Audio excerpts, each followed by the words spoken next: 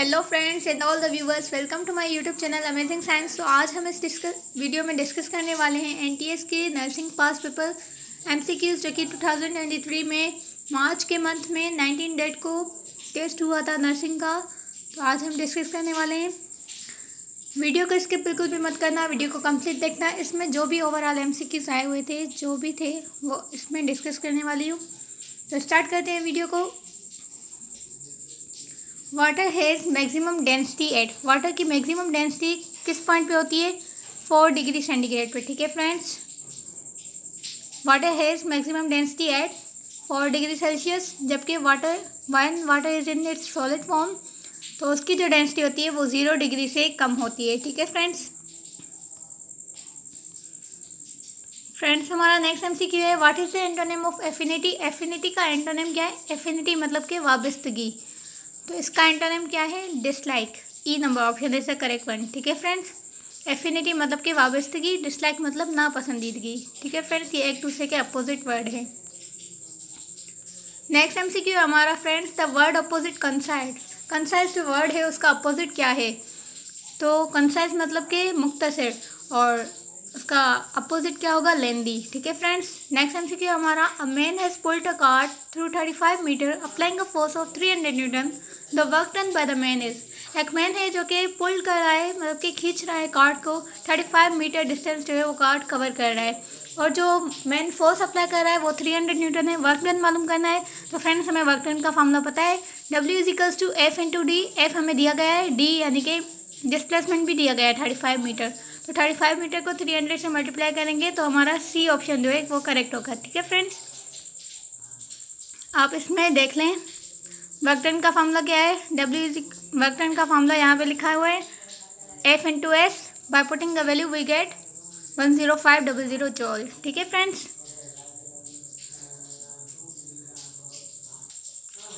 हमारा next MCQ है, a body is said to be in equilibrium when it's. कह रहा है कि बॉडी जो है इक्विलिब्रियम में होगी जब क्या होगा? एक्सेलरेशन यूनिफॉर्म होगी या स्पीड यूनिफॉर्म होगी? स्पीड एंड एक्सेलरेशन दोनों यूनिफॉर्म होगी या जस्ट एक्सेलरेशन 0 होगी? तो इसका करेक्ट ऑप्शन है डी नंबर। एक्सेलरेशन जब 0 होगी तो बॉडी जो है ना यूनिफॉर्म में कहा जाता है। या फिर ऐसे भी कह सकते हैं कि जब वेलोसिटी कांस्टेंट होगी तो बॉडी जो है इक्विलिब्रियम में होगी, क्योंकि ऑब्वियसली वेलोसिटी कांस्टेंट होगी तो एक्सेलरेशन 0 ही होगी। ठीक है फ्रेंड्स, नेक्स्ट एमसीक्यू हमारा, the rate of change of displacement is called. Rate of change of displacement को क्या कहा जाता है? फ्रेंड्स, वेलोसिटी कहा जाता है। d upon T is equals to velocity, मतलब कि rate of change of displacement is called velocity. ठीक है फ्रेंड्स, नेक्स्ट एमसीक्यू हमारा, two equal but unlike parallel forces different line of action producing rotation defines.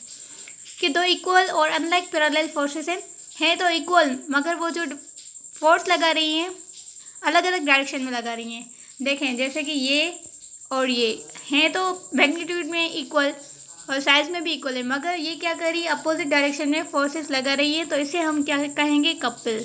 ठीक है friends, so couple is the correct option. B number option is the correct one. ठीक है friends, next MCQ हमारा, the rate of change in momentum is equal to applied force, this statement is called. Rate of change of momentum जो है applied force के बिल्कुल equal है, तो ये स्टेटमेंट किसकी है? ये हमें पता है कि C option, Newton second law of motion की स्टेटमेंट है। The rate of change in momentum is equal to applied force. ठीक है फ्रेंड्स, ये Newton second law of motion की इक्वेशन है।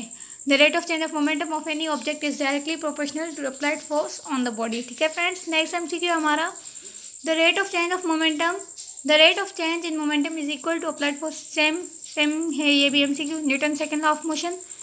नेक्स्ट एमसीक्यू है, the distance between the centre of sphere is 0.5 metre. Distance जो है दो स्फीयर दी गए उनके दरमियान का जो डिस्टेंस है वो 0.5 मीटर है। तो ग्रेविटेशन फोर्स हमें यहाँ पे मालूम करनी है, gravitation force of attraction between to sphere मालूम करनी है। वो जो स्फीयर है उनका मास दिया गया है 1000 किलोग्राम। ठीक है फ्रेंड्स, तो अब हमें ग्रेविटेशनल फोर्स मालूम करनी है, तो कैसे करेंगे?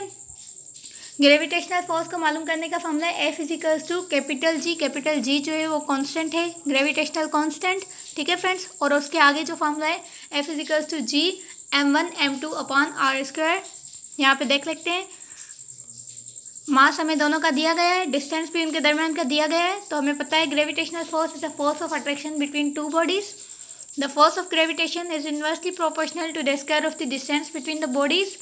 ग्रेविटेशनल फोर्स जो है वो इन्वर्सली प्रोपोर्शनल है square of distance between the bodies, मतलब कि r square, and directly proportional किसके, multiplication of masses of two bodies, जैसे कि m1 इंटू m2। तो यहाँ पे इक्वेशन दी गई है F is equals to G m1 m2 upon r square. G जो है ग्रेविटेशनल कांस्टेंट है जिसकी वैल्यू है 6.67 इंटू 10⁻11। तो ये जो वैल्यू है हमें याद होनी चाहिए, और बाकी वैल्यूज हमें क्वेश्चन में दी गई है MCQ में। मास जो है वो 1000 है दोनों का, और अपॉन में 0.5 को 2 बार इसलिए लिखा गया है कि ये जो है आर स्क्वायर है। और इसे सोल्व करने के बाद जैसे हम मासेस को आपस में मल्टीप्लाई करेंगे और उससे डिवाइड करेंगे रेडियस से, तो हमें जो है ना ये आंसर मिल जाएगा। So 2.67 into 10⁻⁻4 newton is the correct one. ठीक है friends, so friends D option is the correct one. Friends हमारा नेक्स्ट MCQ है। सो फ्रेंड्स नेक्स्ट MCQ हमारा which of the following algae is responsible for red tide. Red tide के लिए कौन सी algae responsible होती है? तो इसका जो करेक्ट ऑप्शन है, इसका करेक्ट ऑप्शन ए नंबर है। ठीक है फ्रेंड्स, अगर डिटेल में देखें तो the name red tide comes from the fact that the overgrowth of algae can cause the colour of water to turn red.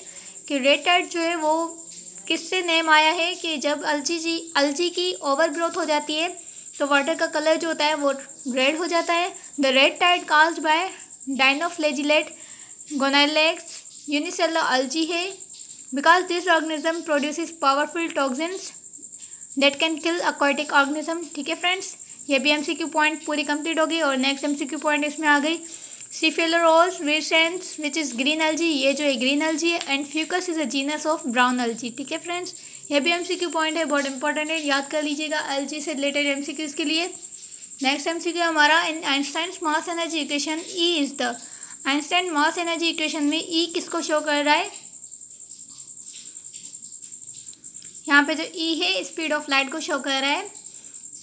It's the world most famous equation, energy equals mass time the speed of light square. ठीक है friends, तो ये speed of light के square के equal है। ठीक है friends, next MCQ हमारा stone of mass 500 gram strike the ground with velocity of 20 metre per second, how much is the kinetic energy of the stone at the time it strike the ground. इस पर कहा जा रहा है कि एक stone है जिसका मास 500 ग्राम है, जब वो ग्राउंड से स्ट्राइक कर रहा है velocity of 20 metre per second के साथ ग्राउंड पर स्ट्राइक कर रहा है, तो वहाँ पे ग्राउंड पे स्ट्राइक करते टाइम काइनेटिक एनर्जी उसकी कितनी है? तो फ्रेंड्स हमें पता है काइनेटिक एनर्जी का फॉर्मूला क्या होता है, kinetic energy is equals to 1/2 mv²। तो 1/2 सेम रहेगा। मास जो है वो 500 ग्राम है, ग्राम को किलोग्राम में कन्वर्ट करेंगे तो 0.5 आ जाएगा। ठीक है फ्रेंड्स, और v² जो है वेलोसिटी हमें दिया गया है 20 का स्क्वायर कर लेंगे और फिर हम इसे सॉल्व करेंगे जैसे कि यहाँ पे किया गया है। 1/2 mv², 1/2 इंटू मास जो था 500 ग्राम था, ग्राम को किलोग्राम में कन्वर्ट किया तो 0.5 आ गया। तो यहाँ पे v² 20 का स्क्वायर ले लिया और इसे सॉल्व किया तो आंसर हमारा 100 आ गया। ठीक है फ्रेंड्स, नेक्स्ट MCQ हमारा egg laying mammals belong to which of the following group. Egg laying mammals जो है वो कौन से ग्रुप से बिलोंग करते हैं?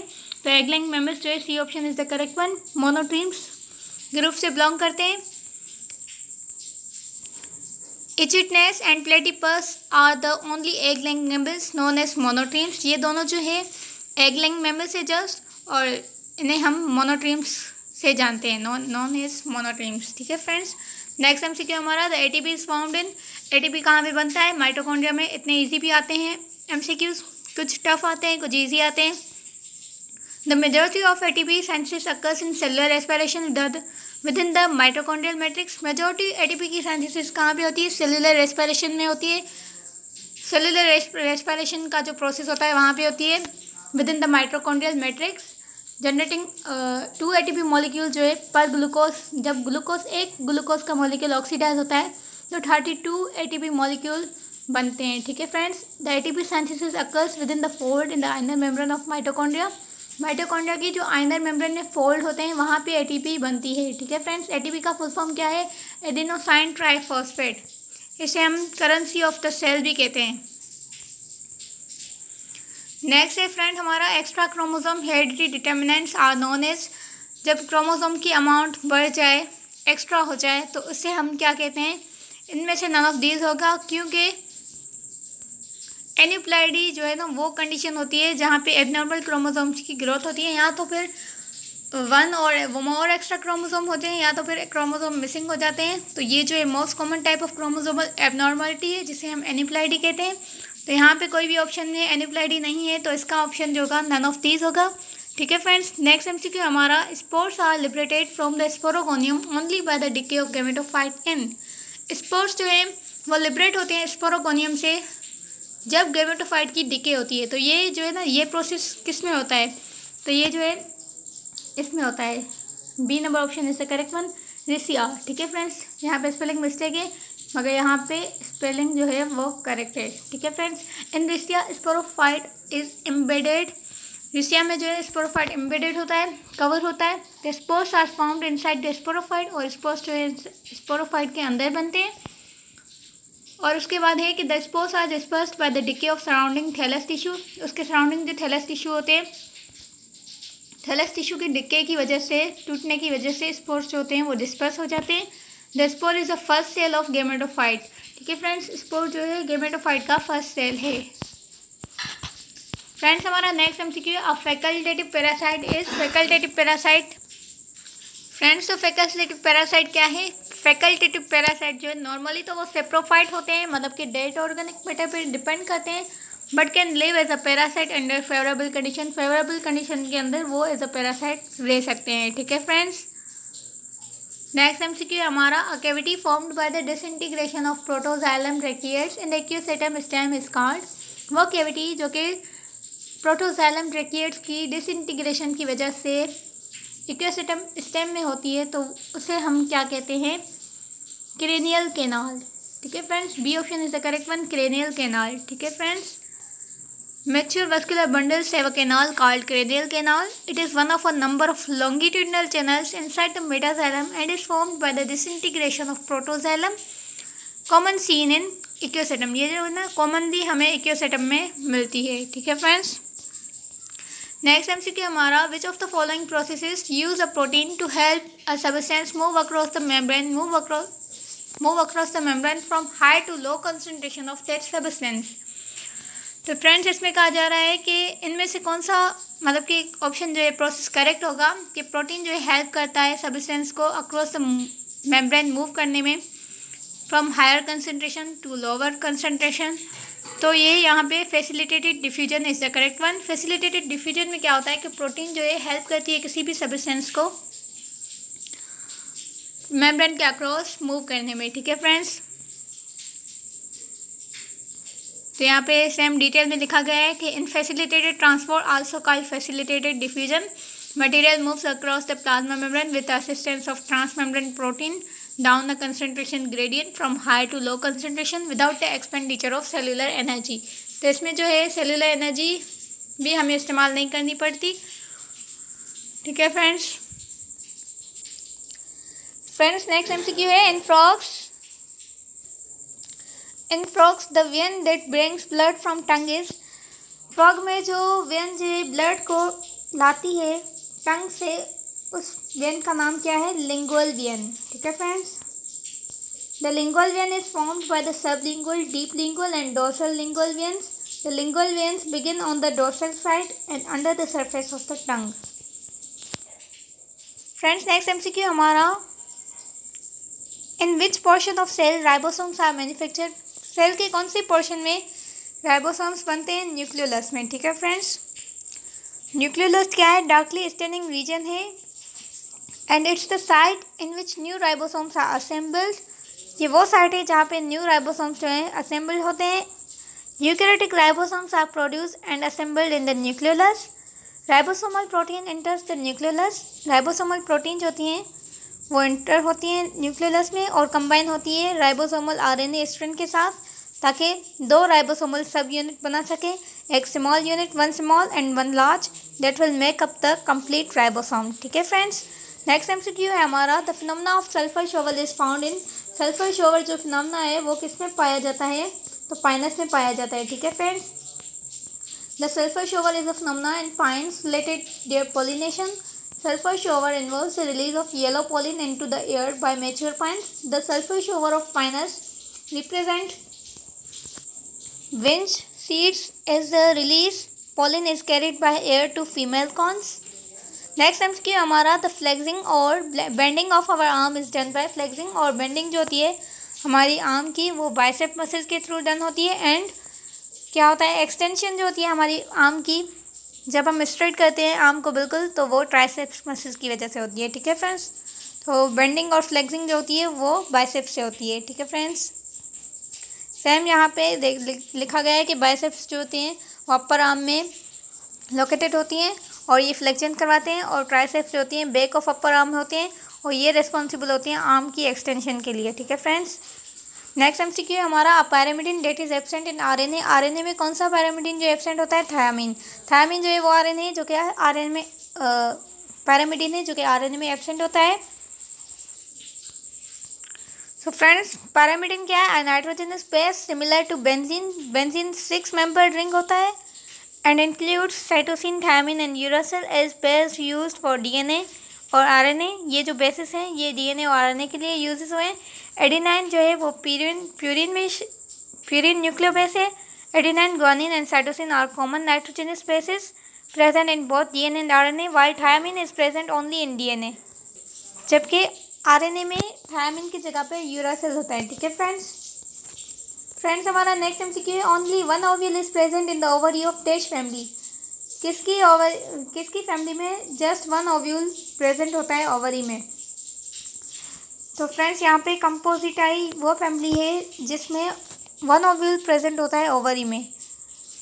एस्टीरेसी also called Compositae and the Asteraceae is one of the largest families with one ovary which is inferior. The number of ovules present in the ovary of Asteraceae is 1। Asteraceae family को Compositae family भी कहते हैं। ठीक है friends, next MCQ हमारा the most suitable mode. ये जो है केमिस्ट्री का एमसीक्यू है, the most suitable mode chemical reaction for an atom having reaction for the most suitable mode chemical reaction for an atom having electronic configuration of 4d10 5s2 5p5 is.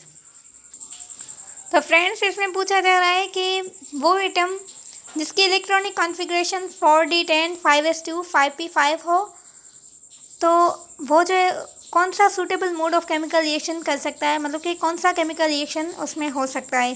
तो इसका correct option है redox reaction. A number option is the correct one. ठीक है friends, next MCQ की तरफ बढ़ते हैं। Next MCQ है कॉर्टेक्स डेवलप फ्रॉम। कॉर्टेक्स जो है वो किससे डेवलप होता है, डर्मेटोजेन से। डर्मेटोजेन तो नहीं है इसका ऑप्शन।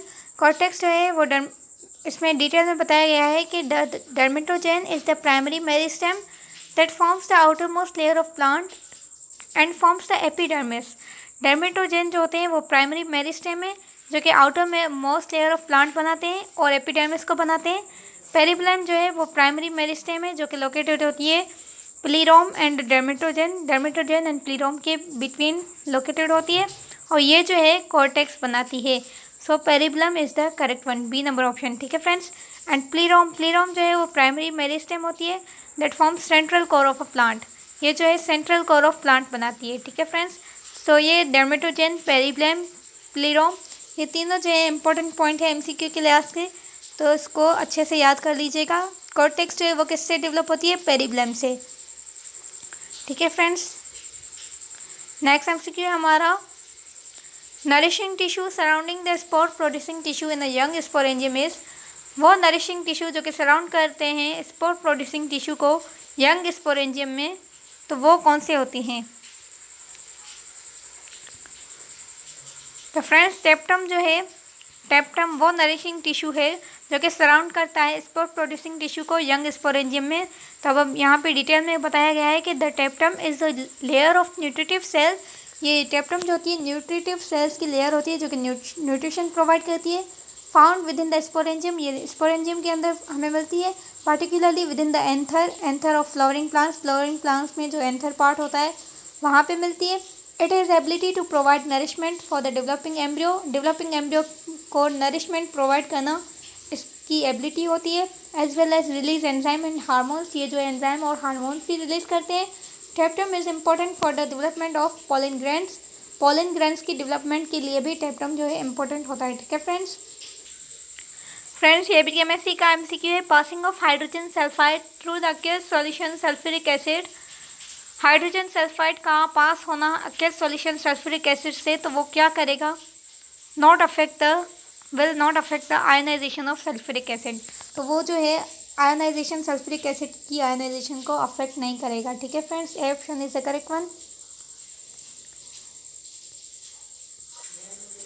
फ्रेंड्स नेक्स्ट एमसीक्यू हमारा formation of line spectrum can be expected from. Formation जो है लाइन स्पेक्ट्रम की, वो हम इनमें से किस में एक्सपेक्ट कर सकते हैं, तो सोडियम क्लोराइड मॉलिक्यूल्स में फॉर्मेशन ऑफ लाइन स्पेक्ट्रम जो है हम क्या कर सकते हैं, एक्सपेक्ट कर सकते हैं। फ्रेंड्स नेक्स्ट एमसीक्यू हमारा high percentage of ionic character result in the highest value of dipole moment in. High percentage जो होती है आयनिक character result in the highest value of dipole moment in. Dipole moment की highest value को show करती है। तो friends इसमें कहा जा रहा है एक ब्लॉक है जिसका 20 न्यूटन वेट है, उसे हम लिफ्ट कर रहे हैं 6 मीटर वर्टिकली अपवर्ड। तो उसमें जो पोटेंशियल एनर्जी स्टोर होगी वो कितनी होगी।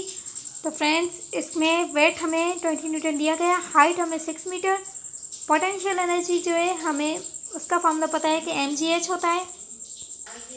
तो फ्रेंड्स वेट जो है हमें 20 न्यूटन दिया गया है। वेट क्या होता है, वेट बराबर होता है mg के। तो यहाँ पे mg की जगह हम पुट करेंगे 20 एंड हाइट हमें 6 दी गई है, तो 20 को 6 से मल्टीप्लाई करेंगे तो 120 जूल इज़ द आंसर। ठीक है फ्रेंड्स। तो यहाँ तक थे ये सारे एमसीक्यू ओवरऑल, मगर मुझे लगता है कि इसमें बहुत सारे एमसीक्यूज रह गए हैं, तो वो मैं नेक्स्ट वीडियो में डिस्कस करूँगी। तो अगर आपको हमारा वीडियो पसंद आया है तो लाइक करें वीडियो को, चैनल को सब्सक्राइब करें, शेयर करें और कमेंट में लाजमी बताइएगा आपको हमारा वीडियो कैसा लगा। अल्लाह हाफ़िज़, मिलते हैं नेक्स्ट वीडियो में।